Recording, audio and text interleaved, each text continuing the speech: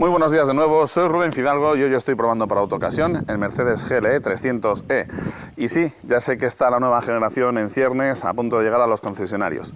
Pero también es verdad que es un coche que es bastante interesante y que muchos podéis comprar de segunda mano. Así que, ¿por qué no hacer una review sobre este modelo?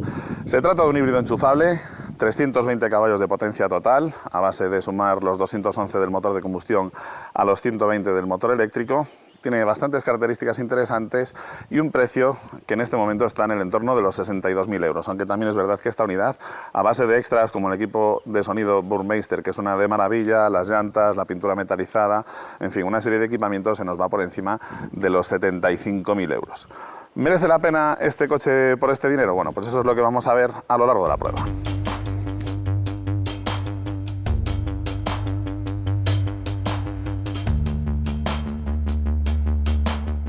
En cuanto a diseño, bueno, pues el GLC es un SUV, con lo cual va a tener una carrocería bastante alta. Estamos hablando de 1,64 m de alto. El frontal tiene un diseño atractivo, típico de Mercedes. Ahora, como digo, llegará la nueva generación con algunos rasgos algo diferenciados, sobre todo en la forma de los faros y de la coraza frontal.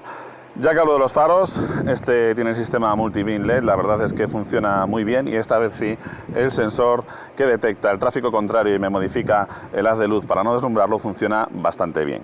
Como digo, la iluminación es excepcional por la noche y además también el asistente de carretera, en este caso, funciona muy bien. Tenemos la típica parrilla con este acabado diamantado y el radar que nos controla la velocidad con el coche que va adelante, la distancia, perdón, con el coche que va adelante cuando activamos el control de crucero adaptativo.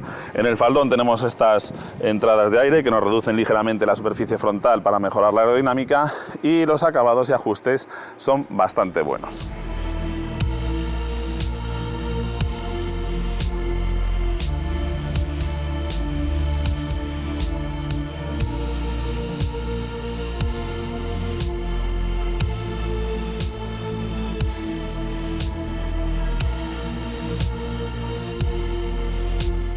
En la vista lateral de este Mercedes GLC tenemos un coche con unas dimensiones bastante compactas. Hablamos de 4,65 metros, aunque las líneas, si os fijáis, son casi iguales a las del Mercedes GLS que probamos anteriormente y al cual te invito a que visites la prueba, que él se nos iba a los 5,2 metros y este tiene 60 centímetros menos de longitud. Los acabados y ajustes son muy buenos, me gusta que la iluminación de los pilotos traseros se vea muy bien por el lateral, las puertas son amplias y me dejan un acceso muy cómodo al interior y esta unidad monta las llantas opcionales de 20 pulgadas calzadas con neumáticos 255-45, a todas luces excesivas para las prestaciones del coche. Y un detalle que no me gusta nada es el estribo. Con la altura que tiene el coche, el estribo no me aporta ninguna ayuda para entrar al interior, no lo necesito y lo que sí que tengo es una pieza que me va a manchar los pantalones cada vez que entre y salga del coche.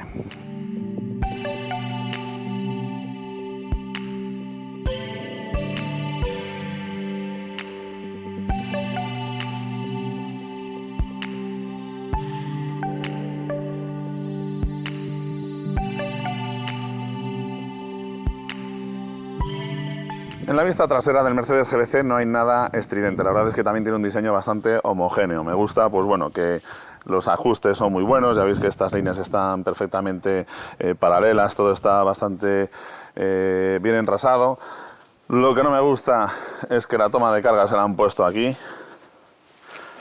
O sea, si hay algún sitio en el coche que está expuesto a golpes, es precisamente esta esquina del paragolpes. La verdad es que, así como han confesado que cuando decidieron sacar a la producción el Mercedes AMG One, este superdeportivo, debían estar borrachos, pues la verdad es que, sinceramente, no sé en qué estaban pensando cuando hicieron esta toma de corriente aquí. El portón, como digo, deja un acceso muy amplio al interior, tenemos una iluminación también que se ve muy bien por la noche y, ya que hablamos del maletero, comentaros que en esta versión híbrida enchufable pasa de los 550 litros que tiene habitualmente a 395. Pierde, pues eso, 155 litros de capacidad, que se notan bastante. Ahora lo veréis.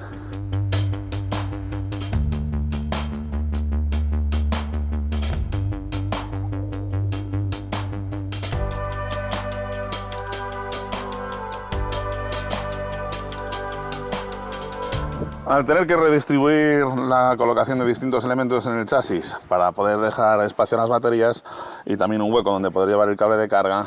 Lo que pasa es que el maletero pierde el doble fondo y, como veis, tiene este peldaño. Esto va a hacer dos cosas. Primero, que perdamos capacidad. Como decía, nos quedamos con 395 litros. La verdad es que un maletero de menos de 400 litros para un coche de este tamaño se queda algo escaso. Pero sobre todo, al estar más alto que el umbral, esto hace que si tenemos aquí algún bulto y aparcamos el coche cuesta arriba, es fácil que rodando se nos caiga del maletero. En el caso de necesitar más espacio para la carga y no tener que llevar pasajeros atrás, simplemente con estos pulsadores los asientos se abaten y, como veis, nos dejan un suelo completamente plano. Muy bien, ¿qué tenemos bajo el capó de este Mercedes 300e 4MATIC? Bueno, pues se trata del motor de 4 cilindros turbo, el mismo que el del GLC 200e de 211 caballos de potencia.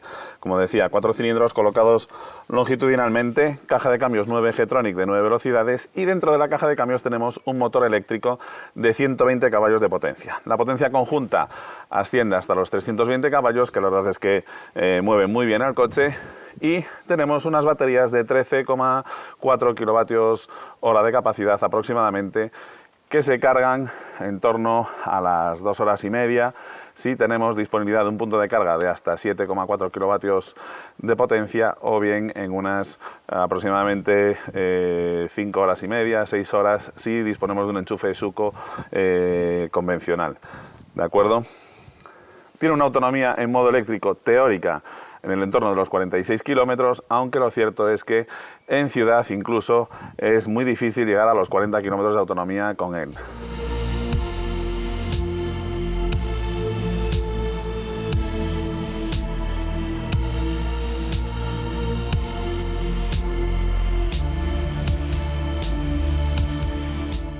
Las plazas delanteras del Mercedes GLC 300e son muy acogedoras. La verdad es que son muy confortables, los asientos sujetan muy bien el cuerpo.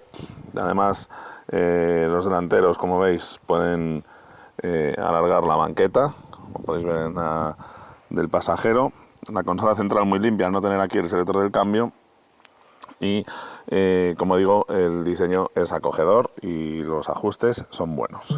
El interior del GLC tiene el diseño típico de Mercedes, con las salidas de aireación redondas, la consola central sin la palanca del selector del cambio, que está al lado de la columna de la dirección, y los ajustes y acabados son bastante buenos. Además, por la noche tiene una iluminación bastante llamativa y que podemos elegir los colores, la intensidad, etc. Aquí en la consola central tenemos los mandos, el touchpad para manejar el sistema multimedia, que también tiene control por voz. Ahí también podéis apreciar el veteado del plástico imitando a la madera, el sistema de aparcamiento automático, las cámaras, etc. Esta es la vista que tiene el conductor. Como veis, los mandos de la climatización me quedan muy a mano. Además, tengo aquí estas teclas de acceso directo pues a los menús del teléfono, del mapa, o sea, del navegador y de lo que es el sistema multimedia, etc. Un cuadro de instrumentos completamente digital, con mucha información, bastante bien presentada, en el sentido de que, aunque es mucha, es fácil de ver, no se nos amontona. Volante un poco achatado en la parte de abajo, pero vamos, nada exagerado, bastante cómodo. Los mandos muy bien distribuidos y a mano. Aquí tenemos los elevalunas, los mandos para la regulación del asiento y el volante con los mandos táctiles. Como digo, todo queda a mano, el cuadro de instrumentos es muy visible y la verdad es que el puesto de conducción es muy bueno. Como buen SUV y con 1,64 m de alto, el acceso a las plazas delanteras del GLC es muy cómodo. A destacar, lo peor de todo, este estribo, que, como os digo, solamente sirve para que manchemos el pantalón. Y, eso sí, una vez dentro, conseguir la postura perfecta de conducción es fácil gracias a que tenemos una columna de dirección regulable eléctricamente, multitud de ajustes en los asientos y todos los mandos muy a mano. La verdad es que es un coche que el puesto de conducción es muy agradable. Las plazas traseras del GLC no están nada mal tampoco. Tenemos bastante espacio para las piernas, lo cual es de agradecer. Y, eso sí, la anchura no da para que 3 adultos vayan muy cómodos. Además, también por la configuración del asiento, el de la plaza central pues va lógicamente más incómodo que los de las plazas laterales. Tenemos climatización independiente para las plazas posteriores. Podemos regular tanto la temperatura como la velocidad del ventilador. Y también el techo panorámico, que ayuda a tener un interior más luminoso, puesto que todo está acabado en negro, un poquito de luto, la verdad. Materiales y acabados bastante buenos en las plazas traseras y, como digo, un coche bastante confortable. El acceso a las plazas traseras también resulta muy cómodo, de nuevo el estribo nos va a estorbar y una vez dentro tenemos suficiente espacio para las piernas, el asiento está colocado para mí un conductor de 1,85 m, estas carpetas en los asientos y unos asientos suficientemente cómodos.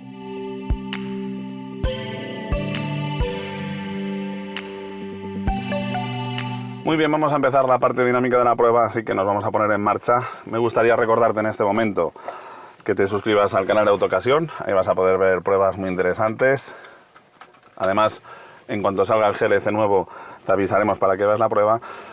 Y para ponernos en marcha en este coche es muy sencillo, basta con abrocharnos el cinturón, pulsar el botón de Start y, como es híbrido enchufable y tenemos algo de carga en las baterías, no va a hacer ningún ruido, simplemente el display se nos enciende y aparece un aviso que dice Ready, lo cual nos indica que el coche ya está listo para la marcha. Un detalle que no me gusta del Mercedes es que de los modos de conducción que tenemos, siempre tenemos que elegir el que queremos cuando encendemos el coche.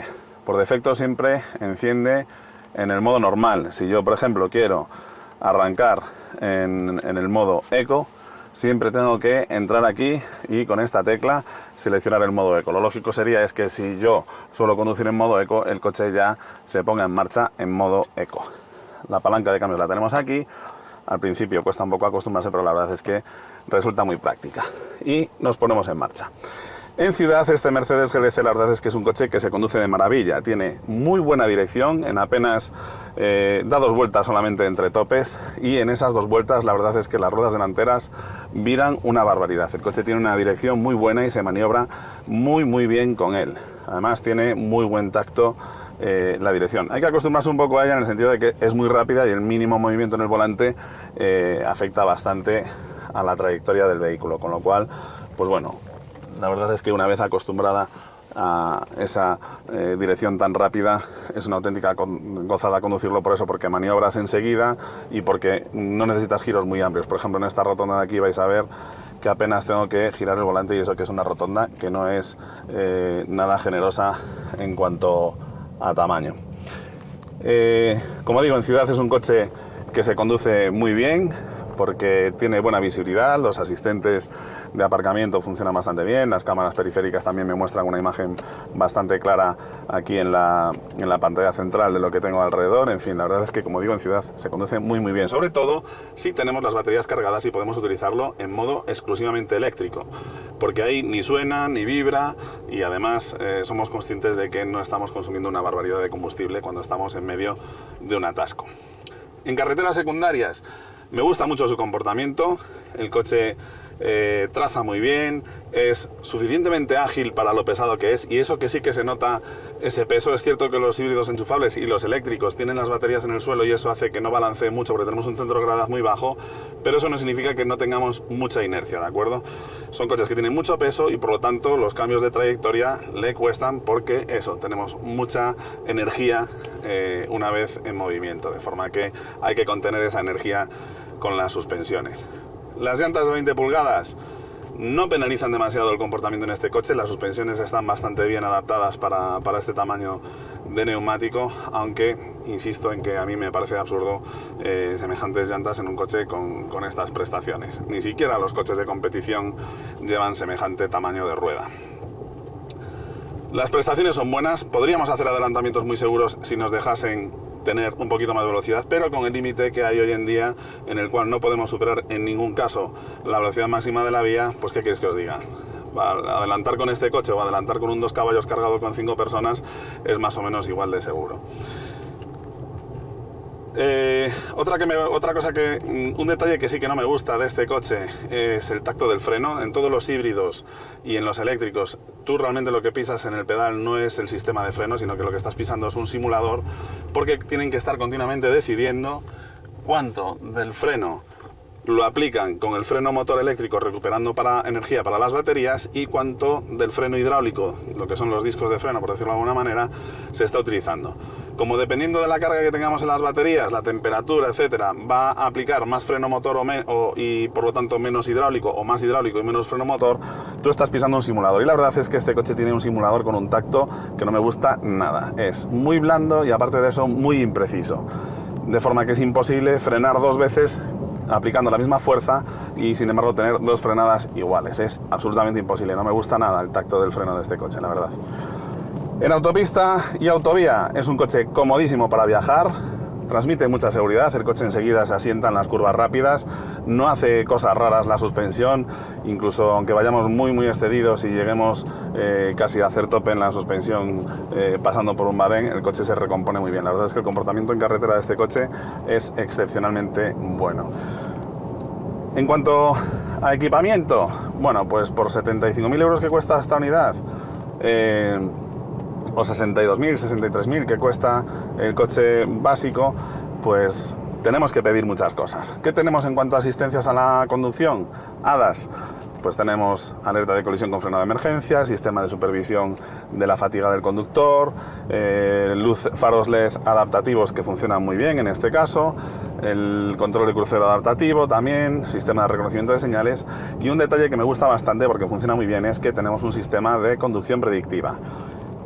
Cuando vamos conduciendo el coche, el pedal del acelerador se va poniendo más duro o menos, y si soltamos el pedal del acelerador, por ejemplo aquí que ha detectado esta señal de 40, el coche él solo empieza a aplicar más freno motor para adecuar la velocidad y que cuando lleguemos al punto en el que tenemos la señal de 40 km por hora o de 50 o de lo que sea, ya estemos a esa velocidad, de forma que él ha hecho una frenada progresiva en la cual ha recuperado la máxima energía posible para las baterías y así mejoramos muchísimo los consumos. La verdad es que funciona muy bien y es bastante útil en el día a día.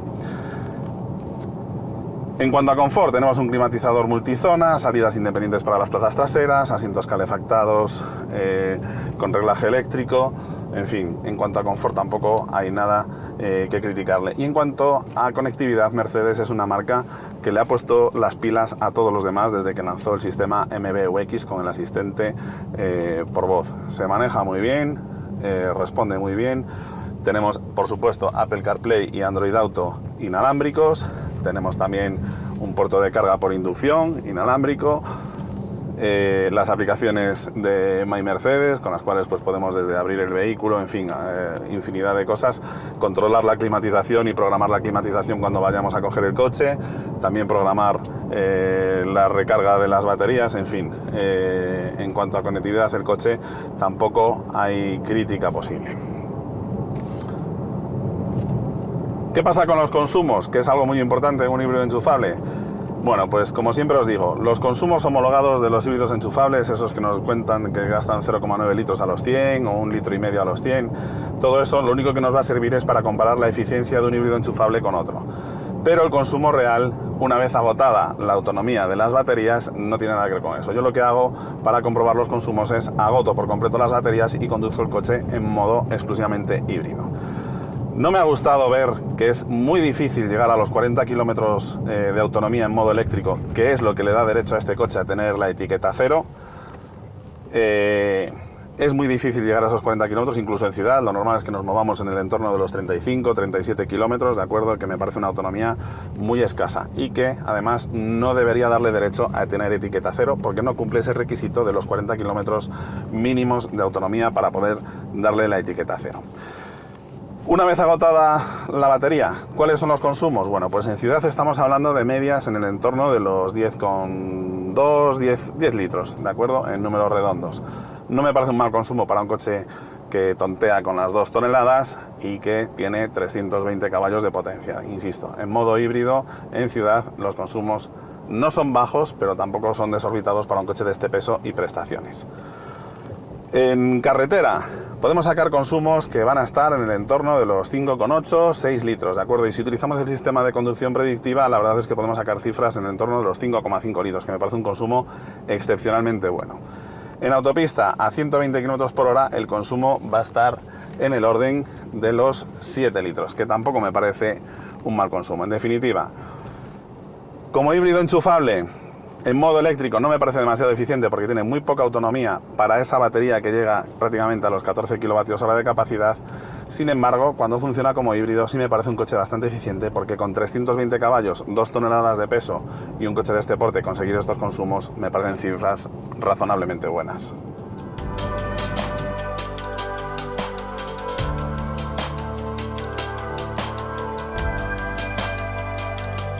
Bueno, vamos a recargar este Mercedes GLC. Como digo, los FEV, los híbridos enchufables, lo más interesante es utilizarlos lo máximo posible en modo 100% eléctrico, sobre todo en ciudad, que es donde más gasolina consume el motor de combustión si lo tenemos que encender, así que vamos a recuperar esos 13-14 kilovatios hora de capacidad de la batería para hacer esos 35-40 kilómetros en modo 100% eléctrico que me permite hacer este coche.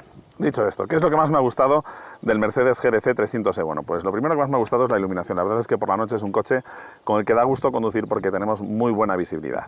Lo segundo que más me ha gustado de este coche es que su conducción. La verdad es que es un coche con un comportamiento dinámico muy bueno, tiene muy buen confort, se comporta muy bien en curva. En fin, la verdad es que dentro de los SUV me parece uno de los coches con un mejor comportamiento dinámico por el compromiso eso, entre confort y eficacia. Y lo tercero que más me ha gustado de este coche es que realmente la habitabilidad de lo que es el habitáculo para los 4 pasajeros, 5 pasajeros es muy buena. Otra cosa es el maletero, del que hablaré ahora cuando os diga cuáles son las cosas que no me han gustado del Mercedes GLC. Bueno, pues precisamente el maletero. Me parece que un maletero de menos de 400 litros para un coche de este tamaño se queda muy escaso. Lo segundo que menos me ha gustado del Mercedes GLC es dónde tiene ubicado la toma de carga. Es absurdo ponerla en el sitio más expuesto a golpes del coche. Y lo tercero que menos me ha gustado de este Mercedes GLC es la autonomía en modo eléctrico. Se queda por debajo de los 40 kilómetros, realmente se queda por debajo de los 40 kilómetros que le dan derecho a tener la etiqueta 0, y por eso me parece que la autonomía en modo eléctrico es bastante escasa. En fin, por mi parte nada más. Espero que te haya resultado útil esta videoprueba y como siempre me despido deseándote mucha suerte y hasta pronto.